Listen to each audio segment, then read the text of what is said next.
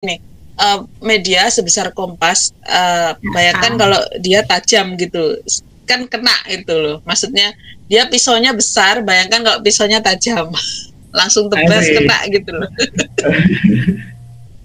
Iya.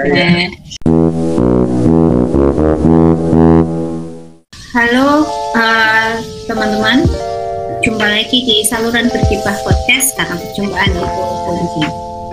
Teman-teman di studio berkiprah sehat semuanya? Sehat. Halo. Di rumah aja? Di rumah aja masih. Nongkrong aja. Udah di rumah kan. Oke, teman-teman, di perjumpaan hari ini kita akan gibahin tulisan dari Kompas di liputan. Liputan. Ada banyak tulisan kan? Nah, di tanggal 20 Agustus 2021 itu Kompas mengeluarkan banyak tulisan soal kota-kota di kawasan pesisir yang sudah, sedang, atau akan tenggelam. Itu ada sekitar 11 tulisan. Ada kota-kota yang terendam di masa depan, terus ada banjirop ancam separuh wilayah Pontianak, kemudian yang ketiga ada rob dan banjir bandang ancam Gorontalo, yang ketiga pesisir yang terancam hilang dari Sabang sampai Merauke, terus yang kelima strategi menghindari hilangnya kawasan pesisir. Ini ada videonya, nanti kita coba masukin ya itu ke bahan kita. Oke. Terus selanjutnya ada strategi menghindari hilangnya kawasan pesisir Indonesia. Yang ketujuh ada panggung seribu kan di tanah yang tenggelam. Terus ada pesisir Indonesia terancam hilang. Terus menangkal naiknya air laut.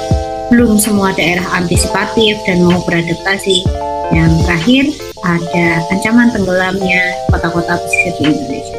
Kami merasa bahwa tulisan-tulisan liputan dari Kompas ini kayak ada masalah gitu ya Lur ya?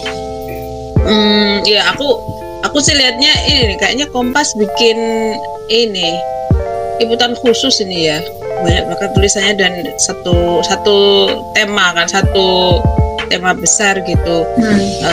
Ya mungkin ini masih dalam rangka merespon yang Biden memang kondisinya ini berbalik iklim. Ya memang pas sih untuk Kompas mengangkat ini gitu. Nanti coba teman-teman bisa klik sendiri link-linknya. Tapi yang ID itu Kompas ID itu berlangganan kan ya. Jadi ya, tapi filenya kelihatan udah beredar, file PDF-nya udah beredar kelihatannya di media sosial. Ya. Liputan itu menurutku mengesankan ya, karena dia covernya udah langsung foto gede gitu loh, jadi dia menarik untuk dibaca gitu. Cuma ada yang perlu dikritisi di sini, nanti kita bedah bareng-bareng. Jadi secara umum Kompas tuh mengangkat ini tentang kota-kota yang terendam di masa depan gitu. Penulisnya kalau yang itu kan kayak laporan khusus gitu. Kalau yang tulisan utamanya ditulis oleh Putri Rosalina, Albertus Krishna, Satrio Pangarso Wisanggeni, dan ada banyak lagi wartawan Kompas di situ sebenarnya yang nulis. Nah di situ di tulisan yang pertama itu kota-kota yang tenggelam di masa depan itu disuguhkan data yang fakta yang begini nih bunyinya. Sebanyak 199 kota di pesisir Indonesia bakal terkena banjir rob tahunan pada 2050. Sekitar 118.000 hektar wilayah akan terendam air laut dan ada 8,6 juta warga terdampak. Kerugian diperkirakan mencapai Kerugian diperkirakan mencapai 1.576, jadi bukan 1, ya. 1.576 triliun. Ini nih yang fakta-fakta yang ya membuat kita wah ternyata kerugiannya besar sekali, terus warga yang terdampak banyak sekali. Itu kan fakta yang membuat kita sebenarnya membelalakkan mata, dan kita harus memberi apresiasi ke Kompas untuk itu gitu, untuk data ini, untuk fakta yang disuguhkan ke kita ini. Nah, terus penyebab-penyebab tenggelamnya kota-kota itu Kompas juga beri kita informasi.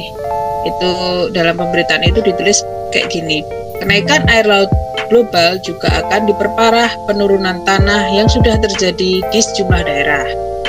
Lalu ada bagian lain masih di tulisan itu ditulis juga begini: ancaman masuknya air laut ke daratan bahkan di sejumlah kota pun diperparah oleh penurunan muka tanah. Jadi masih nyambung sama yang sebelumnya tadi ya. Nah, tapi Kompas hanya sampai di situ tuh, maksudku yang aku bilang tidak kritis tadi. Ya hanya sampai di penurunan muka tanah itu. Dia tidak cukup tajam atau kritis untuk mengurai bagaimana penurunan tanah itu dibuat gitu, diproduksi. Siapa yang menyebabkan penurunan itu? Siapa yang memproduksi penurunan muka tanah itu? Nah, ada banyak laporan yang bisa diakses sebenarnya kan. Contohnya Jakarta gitu. Kalau kita pakai logika liputan Kompas itu yang hanya sampai di penurunan muka tanah aja tanpa masuk ke siapa yang memproduksi penurunan muka tanah, itu seolah-olah misalnya aku orang Jakarta yang gini-gini aja itu ikut gitu. Aku yang tiap hari bekerja dengan gaji UMR itu ikut masuk ke sana. Misalnya kamu yang datang ke Jakarta merantau nggak punya tempat tinggal pun ikut menurunkan muka tanah, ikut berkontribusi menurunkan muka tanah gitu. Ya, jadi seperti giban-giban kita sebelumnya, jadi itu dianggap peran kita sama dengan orang yang ya siapa yang paling banyak menurunkan muka tanah itu gitu. Kita dianggap berkontribusi sama. Nah, ini sebenarnya bisa diperdalam lagi ya. Ada tulisan Yosep Budianto juga di Kompas, itu judulnya Ancaman Tenggelamnya Kota-Kota Pesisir di Indonesia. Nah, dia itu menulis seperti ini: dalam konteks risiko bencana wilayah pesisir, DKI Jakarta memang menjadi sorotan internasional. Bahkan rilis World Economic Forum menyebut DKI Jakarta sebagai kota yang paling cepat tenggelam di seluruh dunia. 3 faktor utamanya adalah penggunaan air tanah secara berlebih, peningkatan beban tanah karena pembangunan gedung, serta perubahan iklim. 3 itu ya. Kemudian dia masih nulis lagi itu di bawah, masih di situ juga. Itu air tanah yang terus diambil tanpa batasan menyebabkan munculnya ruang kosong di lapisan geologi yang menyimpan air. Nah, ini agak teknis nih ya. Sehingga tanah turun. Hal tersebut diperparah dengan penambahan beban tanah karena pembangunan masif di atas lapisan tanah yang lebih lunak. Nah, itu si tulisan Yosep Budianto. Masih di itu juga, masih di liputan itu, rangkaian tulisan itu. Yaitu menurutku Kompas kurang nggak masuk, nggak kena gitu, nggak kena. Siapa yang ditohok? Atau mungkin dia nggak niat menohok juga sih. Itu apa? Bisa kita buka itu kemungkinan. Pertama, dia nggak kena. Yang kedua, dia nggak niat menohok tadi itu. Ini ya, ada 2 ya. Kita aja sebagai kemungkinan yang terbuka. Kita kalau orang-orang Kompas menyimak, kalau dia ingin klarifikasi. Kalau nggak juga nggak apa-apa. Kita gibah-gibah aja kan. Menarik sekali di perdalam poinmu itu tentang kurang tajam atau kurang kritis. Pertanyaan siapa itu kan? Siapa yang sebenarnya kira-kira berdasarkan ini, tentu saja berdasarkan laporan, penelitian yang pernah ada, siapa yang paling berperan menyebabkan air tanah yang menyedot air tanah itu sehingga terjadi lapisan tanah itu kan ya. Yeah. Nah, ini menjadi menarik karena ini masalah yang selalu sering kita gibah itu, masalah ketimpangan itu. Aku pikir ada nuansa ketimpangan di sini. Aku bilang begitu misalnya, kita ambil kasus Jakarta ini ya, meski ada banyak kota yang diliput Kompas. Kita bisa membaca bersama kalau orang-orang tertarik satu laporan yang dikeluarkan oleh Deltares pada tahun 2016. Deltares ini perusahaan yang berbasis di Delft, Belanda. Dia menjadi konsultan pemerintah, baik pemerintah pusat ataupun pemerintah DKI Jakarta dalam berbagai isu air seperti banjir, amblesan, dan pelayanan PDAM, maksud saya, air minum ya. Judul laporan itu yang dipublikasi pada tahun 2016 itu adalah Sinking Jakarta, Causes and Remedies. Jakarta yang sedang tenggelam, penyebab-penyebab dan cara mengatasinya atau cara menyembuhkannya. Itu kan kalau kita coba terjemahkan. Laporan Deltares ini menyebutkan bahwa batuan sarang air tanah itu, atau bahasa teknisnya tuh aquifer. Aquifer dalam, batuan sarang air tanah dalam di Jakarta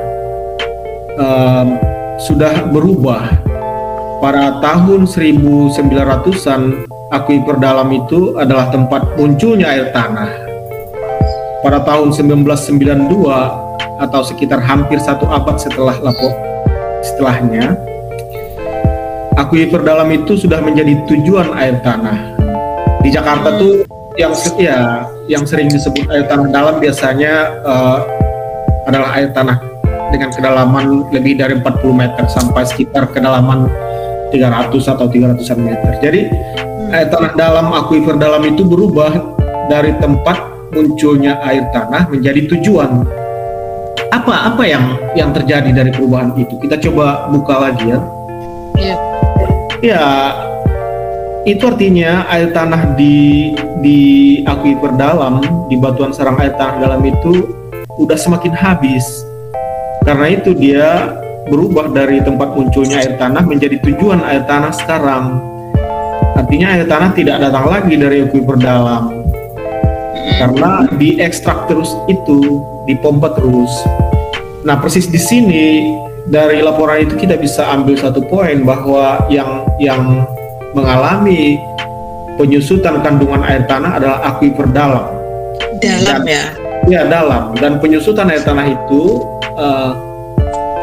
kan batuannya kemudian menjadi berongga, ditambah beban-beban gedung di atasnya. Itu yang menjadi gampang terkompaksi dan itu yang menyebabkan ambles, salah satunya ya. Nah, masuk ke poinmu tadi tentang siapa itu yang menarik kan?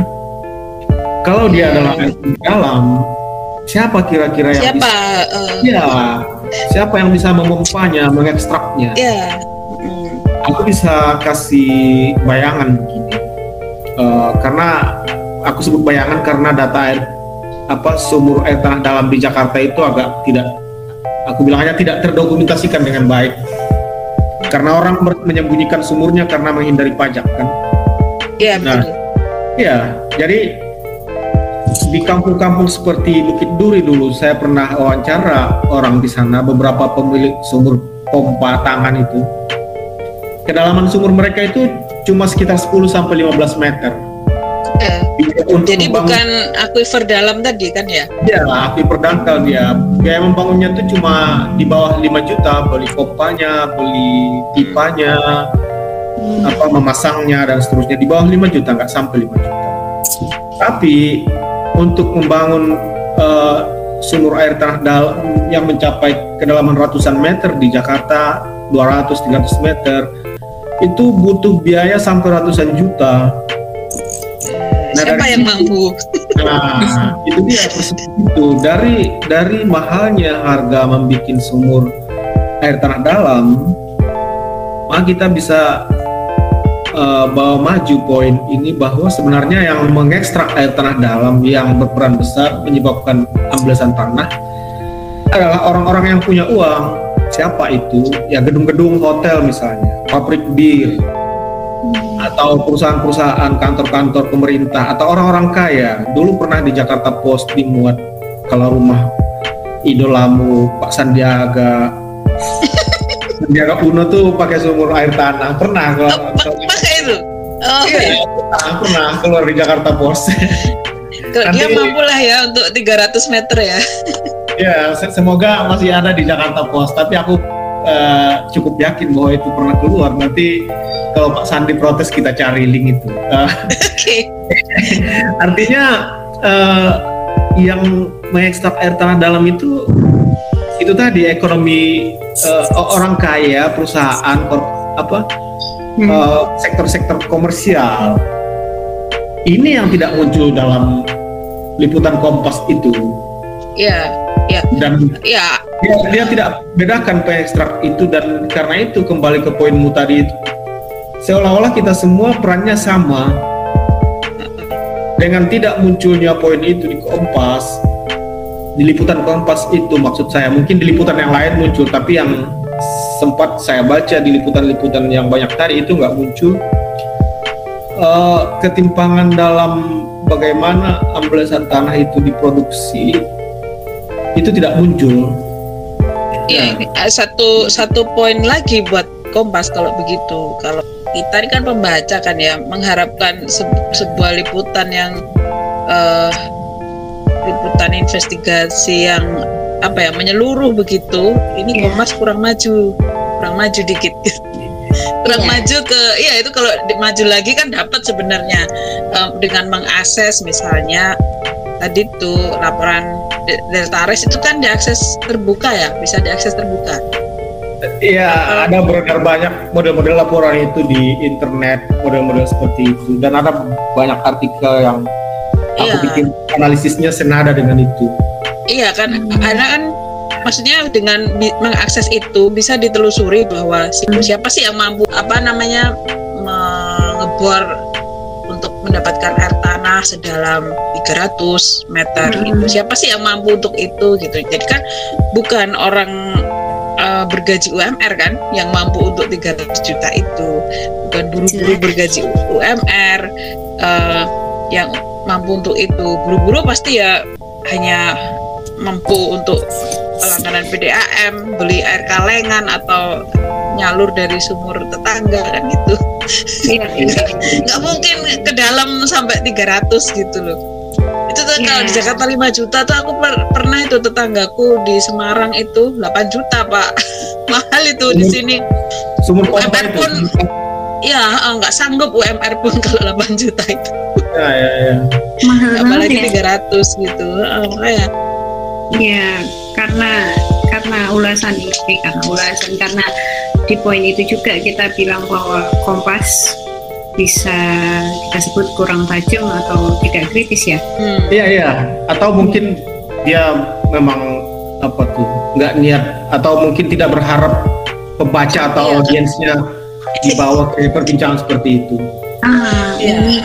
Ini kita bandingkan ya sama tulisan di semarangbusiness.com yang kalau nggak salah dimuat di tanggal 22 Agustus 2021. Selisih 2 hari ya? Ini selisih 2 hari loh. Membandingkan cocok berarti.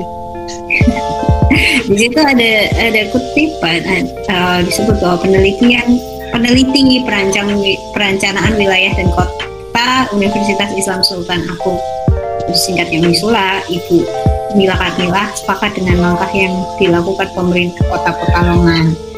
Menurut Ibu Mila, kebijakan yang bersifat preventif mesti dilakukan dengan kebijakan dan solusi yang berkelanjutan. Terus soal moratorium itu tidak menghentikan penurunan muka tanah, boleh dilakukan, tapi harus memberikan alternatif lain. Misalnya apakah kemudian pengambilan air permukaan, ada teknologi recharging air atau air daur ulang. Jadi mereka punya pilihan, itu yang dijelaskan Bu Mila di tulisan tersebut. Ya, di situ Bu Mila mengungkapkan bahwa pembatasan dan pelarangan penggunaan air bawah tanah mestinya tidak tak menyasar masyarakat umum aja sih. Maksudnya nggak semua masyarakat dibatasi, namun kebijakan tersebut lebih ditujukan pada pelaku industri dan perhotelan. Kalau hanya masyarakat, tidak terlalu besar dampaknya. Yang menyebabkan penurunan muka tanah yang signifikan itu adalah industri dan hotel. Itu yang harusnya dipikirkan. Pembatasan harus dilakukan di awal, tetapi harus diikuti pelarangan dan solusi. Jelasnya seperti itu. Ya, ini Bu Mila dan bisnis lebih kena ya. Ya, dia memilah gitu loh, memilah. Iya. Ya, memilah antara pelaku industri perhotelan dengan masyarakat secara umum ini beda gitu. Kalau aku dengar tadi yang dibacakan dari kutipan dari Bu Mila itu, artinya emang peran, kembali lagi ke awal tadi, peran setiap orang itu, setiap setiap pihak itu nggak sama. Jadi mana yang harus lebih ditonjolkan, itu yang ditonjolkan dalam tanda kutip dosanya, itu yang perannya lebih besar, yang dosanya lebih besar dong. Jangan kita diikut-ikutkan lagi terus. Iya, kita ikut terus ya. Itu jadi, maksudku. Boleh kita bilang ya, kalau soal perspektif Semarang, maaf ya, Kompas dan semarangbusiness.com terpaksa dibandingin nih. Nggak apa-apa sih, kita kan membaca ya. Iya, kita pembaca, boleh-boleh aja ya. Membaca lalu bergibah. Ya. Semarangbusiness.com kelihatannya selangkah lebih tajam itu, selangkah lebih maju dari Kompas, lebih canggih dia mikirnya ya. Dalam bidang itu ya, dalam bidang itu. Iya, kalau secara apa ya? Ya kalau secara jurnalistik aku sedikit banyak ngerti itu, dia lebih ini. Kalau orang baca tuh lebih aku mau baca yang lebih tajam daripada baca yang ngambang-ngambang gitu. Iya. Kita inilah ya, kita dorong lah ini ke Kompas nih. Iya. Kami mengapresiasi Kompas, tapi gibahan ini artinya untuk lebih menguatkan Kompas untuk maju lagi gitu. Ayo. Iya. Maksudnya segede Kompas gitu. Maksudnya begini, media sebesar Kompas, bayangkan kalau dia tajam gitu, kan kena itu loh. Maksudnya dia pisaunya besar, bayangkan kalau pisaunya tajam. Langsung tebas, kena gitu loh. Iya. Udah itu hasil bacaan kita.